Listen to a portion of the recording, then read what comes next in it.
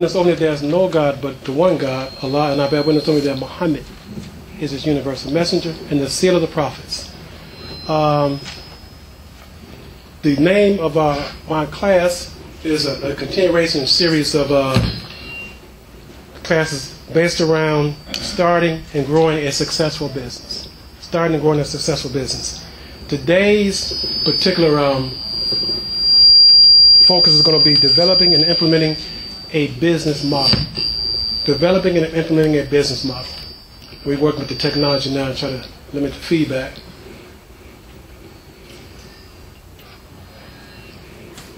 Okay, so let me start. I got half an hour and I want to put my time on.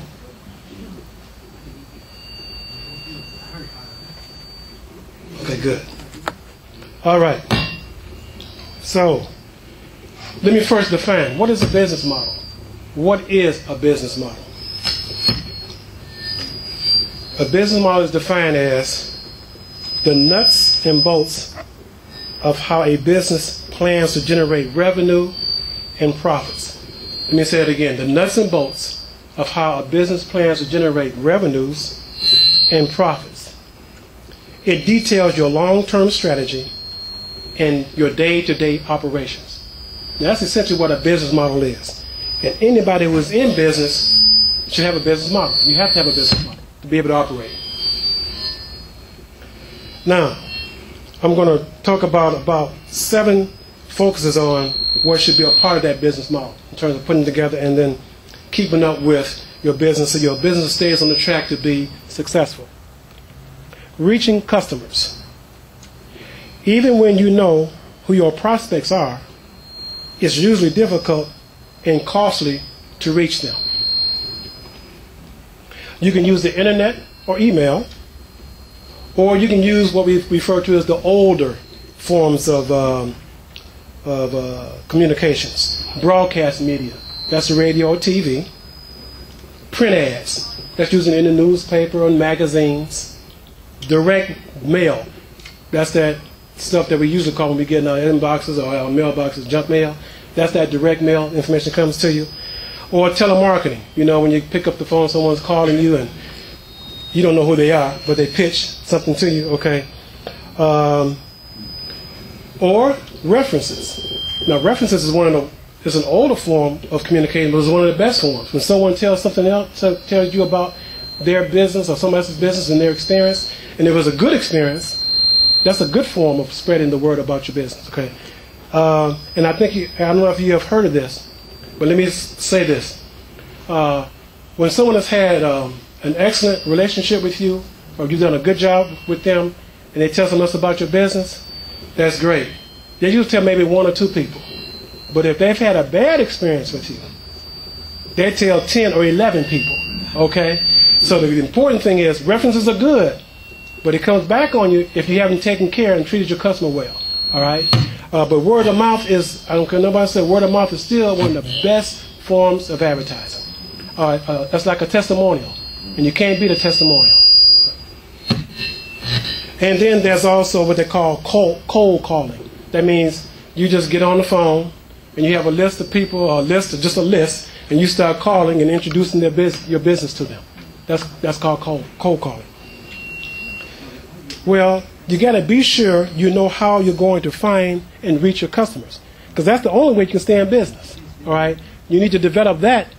You know, when you're writing your business plan, you put that in your business plan, but this becomes a part of your method of operation too. It becomes part of your business model. All right. Now, differentiating your product. That means making your product look different from your competitors. That's what it really means. Okay.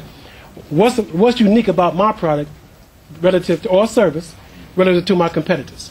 All right. There's always competition, whether you realize it or not. So don't think, I don't care what business you're in, don't think that you're the only one in that kind of business and no one else is out there in that business. They may not be sitting next door to you, but they're somewhere. Okay. So you're going to have competitors. All right. So you need to thoroughly understand the competition. Let me say this again, because a lot of us don't do this when we go in business. Some of us think we're the only one out there in that business. Okay? You need to thoroughly analyze your competition. You need to know who your competition is, okay? And you need to thoroughly analyze them and understand them and effectively communicate the unique advantages of your product or service. What's uniquely about your product or service? What's different, okay? Why should customers choose you as opposed to your competitor, all right? I'm going to use some examples in a little bit, but let me use one now. Let's just take burgers. Let's just take burgers. You know how many people out there in the burger business? You know, McDonald's, Burger King, Wendy's, and there are several others, okay? Rallies, and they all make money, right? And people go to them, to either one of them, for a particular reason. There's something they like at Rallies, or there's something they like at Wendy's, or there's something they like at McDonald's, and that's why they patronize them. They all make money now. None of them have gone none of them have gone bankrupt. Okay, so they're doing something. I'm going to talk a little bit about that when I get to the end of my presentation.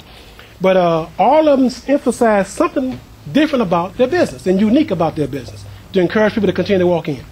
All right. So, pricing, very important.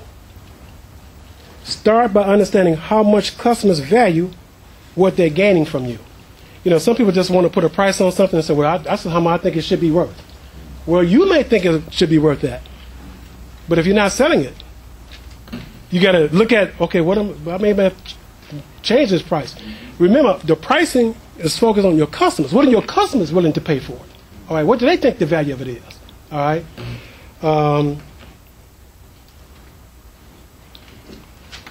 Then, after you understand what the customers think the value of your item is, then estimate your total cost and analyze the competitive landscape, who your competitors are, and map out your long-term strategy. Okay, these are the steps you want to do before you set the price of your product or service. Okay, estimate your total cost, analyze the competition, and then set your long-term strategy. How long you plan to be in business. All right.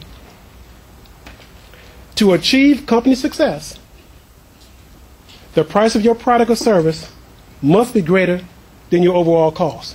And that's just understand, okay? If you're up under your cost, you're going out the world backwards, right? You're not making, you won't have a profit at the end of the year, right? So, to achieve success, the price of your product or service must be greater than the overall cost. That's pricing. Now, selling. You know, if some of y'all are like me, we're in the first experience, I use that term, we were taught to sell. I sold fish. I sold sardines. I sold newspapers. I sold bean pie. That was one of the things that we were taught. And I don't think many, but at least the brothers anyway, we learned how to sell. All right? Door to door. When we go to a door, they say they don't want it, no problem. You don't waste too much time. Just go to the next door. All right? I started doing it that way. And I had to change because I couldn't get with that going to door to door. I had to drop my stuff in a bigger quantity. So I came up with a better plan to get and sell. Okay? I won't talk about it right now, but I'm telling you, I got away from the door to door, but I still sold. I didn't sell one at a time. I started selling 3 and 4 and 5 at a time. All right? Whatever that item was. Sardines or whatever. Then you had your regular customers, and eventually you had your regular customers, and you didn't have to do too much cold calling, knocking on doors, because they would refer. They said, you need to go, you need to knock on this door. You need to, you know. So we were taught to sell early on. So persuading customers to buy our product or service is one of the most important skills an entrepreneur can learn. All right? One of the most important skills an entrepreneur can learn. Persuading customers to buy a product or service. So you have to understand what it takes to close a deal. What it takes to get that customer to buy. All right? And put together the necessary sales process to do that. All right?